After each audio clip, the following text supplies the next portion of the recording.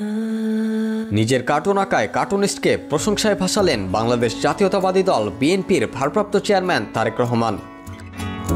Cartoonist মেহেদী হকের আঁকা একটি কার্টুন নিজের ভেরিফাইড পেজে শেয়ার দিয়ে দেশের রাজনৈতিক কার্টুন আঁকার স্বাধীনতা নিয়ে তিনি কথা বলেছেন। তারেক রহমান লিখেছেন, বাংলাদেশের রাজনৈতিক কার্টুন আঁকার স্বাধীনতা পুনঃপ্রতিষ্ঠিত হওয়ায় আমি অত্যন্ত খুশি। 2006 সালের আগে বাংলাদেশের কার্টুনিস্টরা, বিশেষ করে শিশির ভট্টাচার্য, আমাকে এবং আমার মাকে নিয়ে প্রায়ই কার্টুন আঁকতেন।